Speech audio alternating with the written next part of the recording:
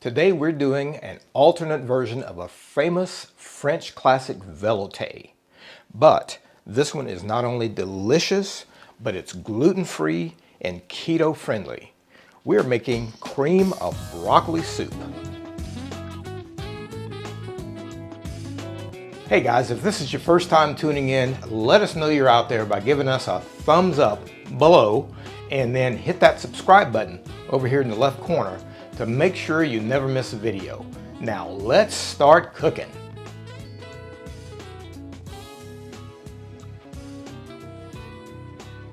Well, we are doing a cream of broccoli soup, and this is similar to the French velouté, but the big difference is that a velouté involves using a roux, which is made from flour and butter. And I wanted to make sure that this recipe was, first of all, it's keto friendly, it's gluten free, and it's carb free. So we are not going to be using a velouté. We're going to be using cream and milk to give us that nice creaminess. So let's look at our ingredients. First of all, we've got broccoli. I've really got about 2.5 heads of broccoli here, and I've prepared one, and I've got another one that I'll break down just in case you need to see the best way to break down some broccoli. But I love this recipe because it literally uses 98% of the broccoli. We don't throw anything away, the stem or anything like that. So that's great. And then our aromatics for this recipe are going to be some onions, and we've got some celery, 1 head of garlic, or 1 clove of garlic. It's a large clove, so it's pretty big there. We've got some butter that we're going to sweat our vegetables with, and then we've got some chicken stock, homemade chicken stock. And again, this is something that you could make this using chicken bouillon, but if you really check the ingredients on chicken bouillon, you may be tempted to not ever want to use those again. So if you want to replace chicken bouillon, which has many things in it, MSG, lots of dehydrated seasonings, etc., you may want to look at using an organic chicken stock or making your own homemade chicken stock, which if you want to do that, we have a video on that. Check it out. And also, we're going to use herbs of Provence. So, to replace the bouillon cube, and for health reasons, if you use chicken stock and herbs of Provence, or you could use Italian seasonings, that kind of thing, it gives you all the flavor without the bad stuff. So we'll have our chicken stock, and then we've got some milk and some heavy cream. So those are our ingredients. Let's get started. The first step that we want to do is to prepare our broccoli. I've got a large pot of water boiling here because we want to blanch the broccoli. And what blanching does is of course kind of partially cooks it, but it also brings out the beautiful green color in this broccoli. So we're going to blanch it for about 5 to 7 minutes in some salted boiling water, and then we will plunge it into some cold water. So it doesn't have to be ice cold because we literally are going to be cooking this right afterwards, but it needs to be, at least tap cold water to stop the cooking, and that actually sets the color of the green. But first, let's talk about our broccoli head. So if you are using organic broccoli, you have to make sure that you rinse it very well because although not bad for you, there may be things from the garden that you don't necessarily want to, eat. A little bit more protein than you may have bargained for. So what I like to do is just cut the stem off, and then we'll just put our florets in a bowl. And as it gets a little bit tougher, just go ahead and remove that, a little bit more of the stem. And depending on the size of your pot that you're going to be blanching this in, if you need to cut those a little bit, you certainly can. But here's the part that I really want to make sure that you get, is that a lot of people I see throw the stem away. Well, you don't really need to do that. What you need to do is just cut off the bottom of the stem where it's really tough, and you can toss that away. And now that we've got that, let's just trim this we're just going to trim the skin, which is a little bit tough and maybe kind of hard to digest. So we're just going to trim that skin from this broccoli, and we can toss that away. And now what we are left with is just this nice stem, which has tons of flavor. And so now, in fact, it's even soft once you get that skin removed. So now what we'll do is we'll just break that down into small bits. And we can put that in with the rest of our broccoli. And I'm just going to cut this in quarters to give us the size that we want.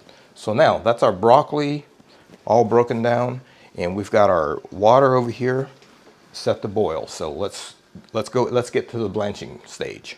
We've brought our water to the boil, and what we're going to do is add some salt to this water. And a good rule of thumb is about a tablespoon of salt per liter of water. So I've added a couple of tablespoons of salt here, and as long as it's up to a nice rolling boil, you can add that salt, and we'll get going with our broccoli. So just in to the water with the broccoli. All right, I got a couple of heads of the broccoli that are florets that are really big, so I'm just cutting those in half. So it just takes them a little bit less time to break down. And so let's just finish getting all of our broccoli in our water. And because we have a pretty big pot and we want to really make sure that heat stays in there, I'm going to go ahead and put the lid on this pot to make sure our heat comes back up. And I like using a spider just to push everything down and make sure everybody is submerged. And this is a really full pot. I probably could have used even a larger pot than what I'm using, but this will work. So that gets our broccoli going, and we'll let that go for 5 or 7 minutes, and then we'll take it out. Now, while that's going, let's get our cocotte going. And you can use a Dutch oven, a cocotte, whatever you want. And what we're going to do here is we're just going to, because we have quite a lot here, I'm going to go ahead and add a little bit of olive oil to this pot, and then we'll put probably that much butter, maybe 2 tablespoons. Got our a little bit of olive oil and our butter in this pot, so we're just going to let that melt a little bit. And our goal here is going to be to sweat our vegetables, and that is just to cook them until they're soft and translucent, not really getting any color on them, but that just kind of sets our base of flavor. So I've got our 2 onions that I've sliced here, and we're just going to toss those in the pot.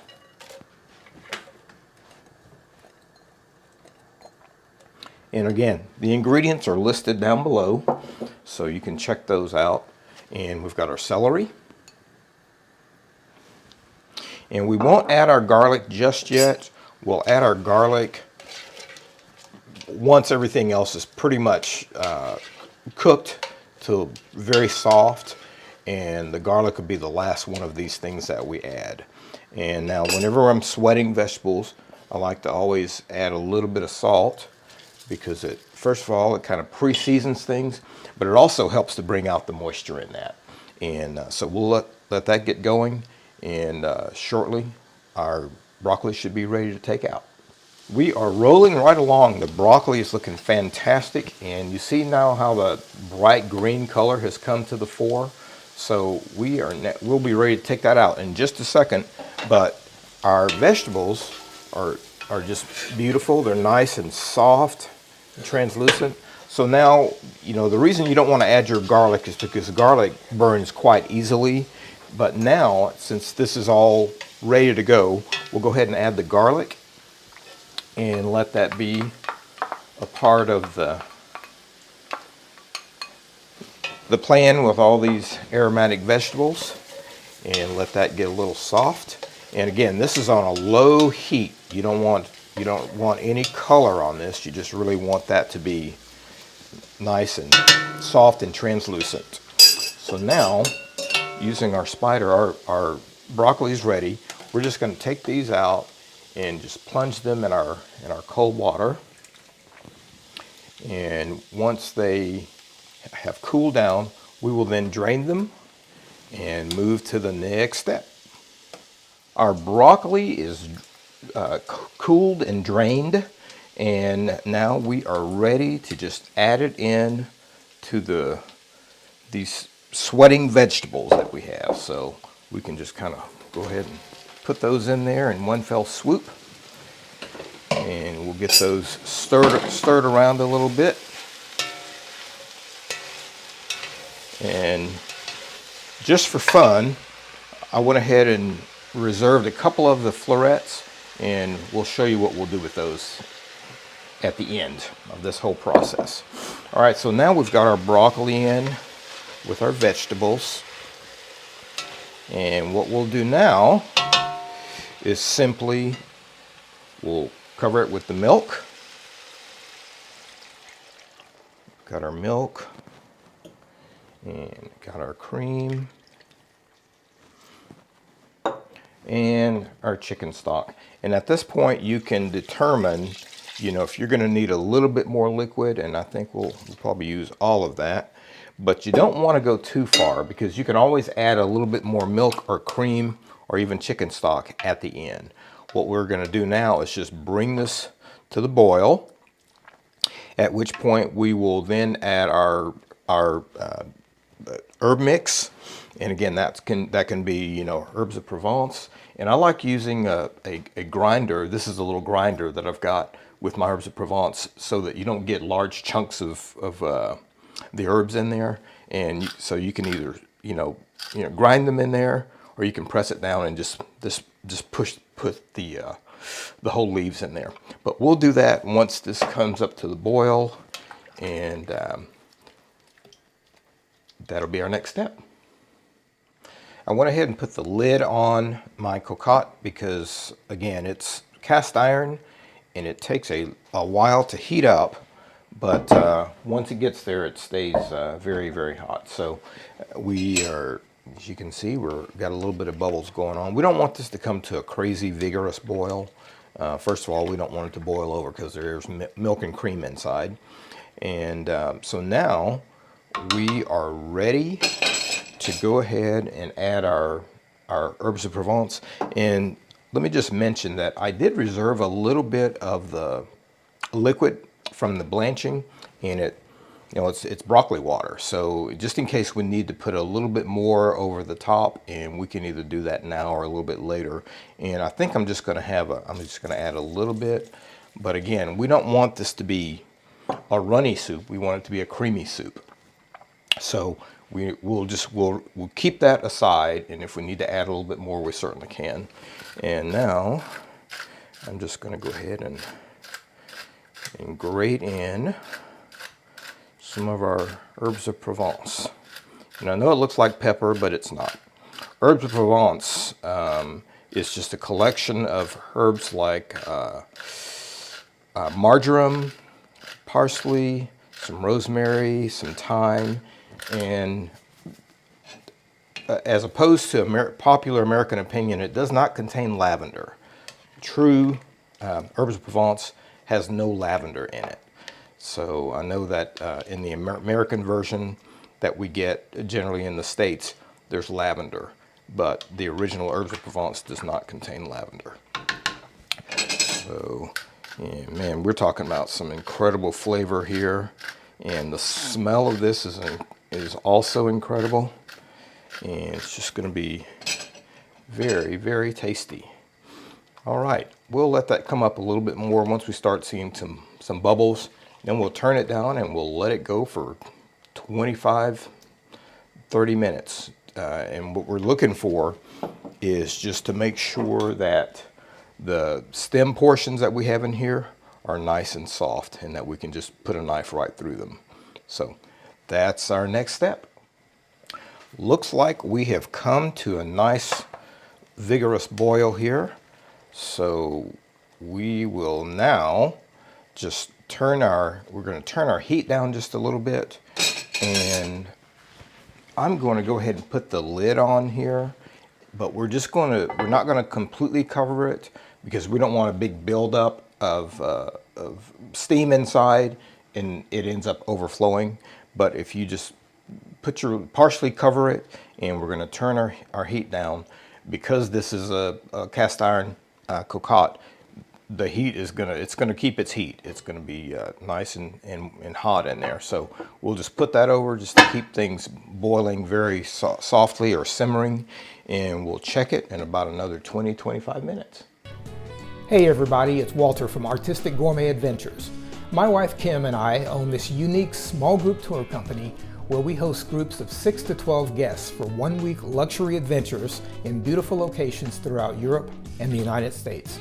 I have the privilege of being the adventure chef, creating and preparing daily gourmet meals for our guests. So, in this video series, from our cozy home kitchen here in the beautiful Loire Valley of France, we will demonstrate a wide variety of recipes, from culinary classics to originals, as well as covering professional kitchen techniques for the home chef. For more information on Artistic Gourmet Adventures, check our website, linked in the description below. Okay, we are finished with our simmering of our soup, and everything looks nice and mixed in, nice and soft. So we're actually just going to use our spoon and see. Yep, it's very nice and soft there. So, all right, this is ready to blend. Now at this point, and I think I forgot to mention this, but you have an option. If you'd like to add a little bit of nutmeg, you can grate in some fresh nutmeg, or if you have this is a mixture called 4-spice. It's a French mixture, quatre épices, and in this mixture is cinnamon, cloves, let's see, nutmeg, and ginger. And it's a wonderful mixture, and it doesn't take very much, but you can just add a little bit of that over the top for your seasoning. And I can't resist at this point. I like to go ahead and just kind of give it a quick taste and see where we are.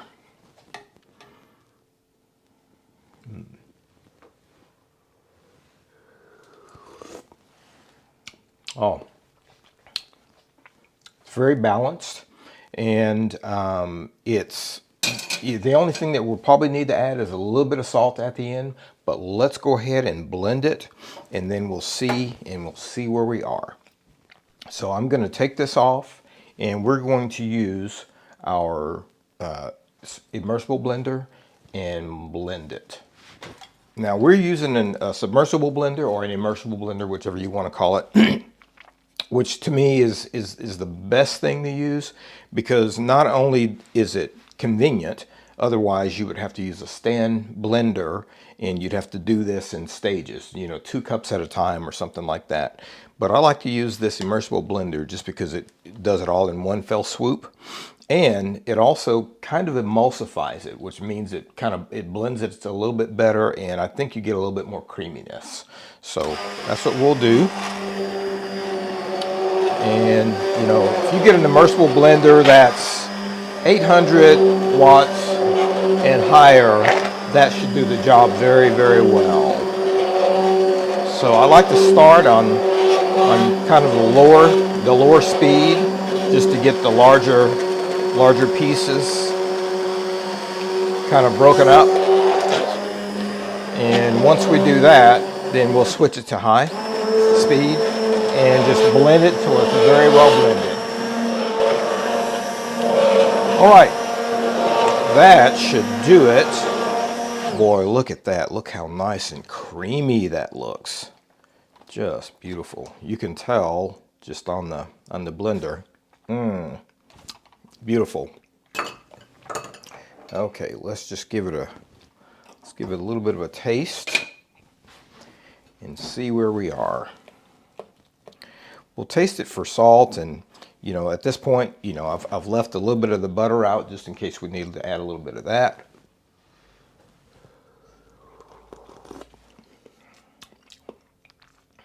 Oh, it's excellent. You can taste the broccoli, and you know, after all, this is a broccoli soup. It's a cream of broccoli, but it's still a broccoli. And we have lots of broccoli flavor in this soup. So that's very well balanced. You know, at this point, it's just kind of up to you. But when you're seasoning your soups, make sure that you do it a little bit at a time. You know, if you needed some salt, I would just add a little bit, because it probably takes it a good 3 or 4 minutes to kind of work its way into the whole thing. Stir it up really well and let it sit, and then retaste it. Same thing with your other spices and things that you want to put into it. But this soup is ready to go. All right, this is the best part, and I've been waiting for this because I am hungry. So let's take a look. Ooh, look at that nice creaminess. Our broccoli, cream of broccoli soup. Ooh, look how nice and creamy that is. All right.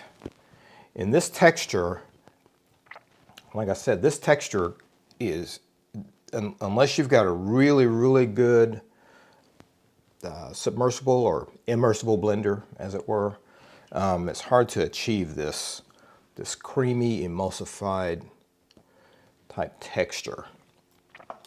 But that is what we're going for.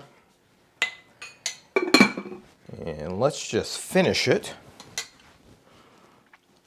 with a little bit of our, these are the bits that we saved from the very start. So let's just decorate our plate, our bowl, with some of our spears, just like that.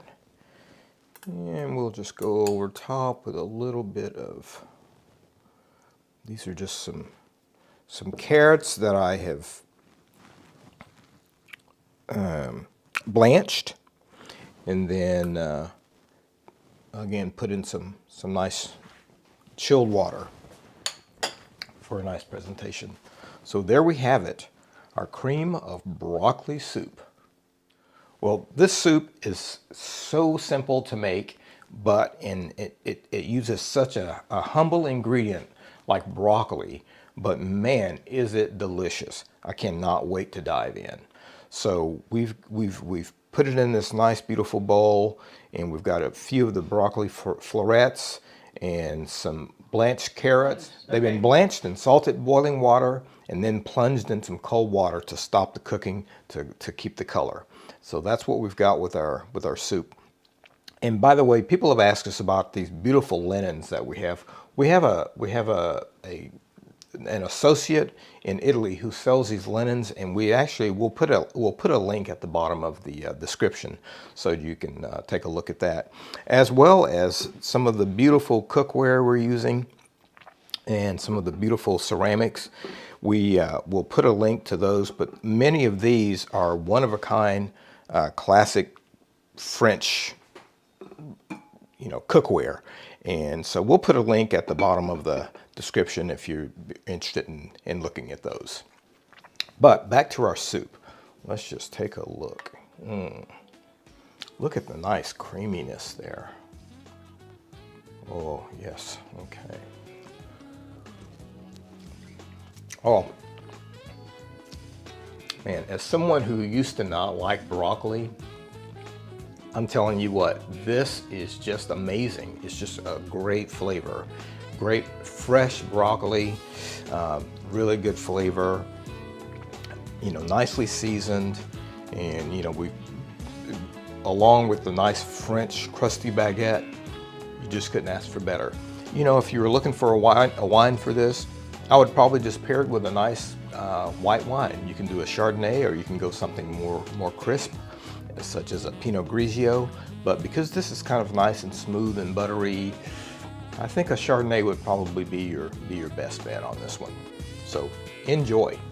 If you enjoyed this video and you'd like to see more, give us a thumbs up below and hit that subscribe button. It's free. And ring the bell if you want to be notified as soon as we release a new video. Also, let us know in the comments if you have any special recipe requests. We really appreciate you tuning in. See you next time.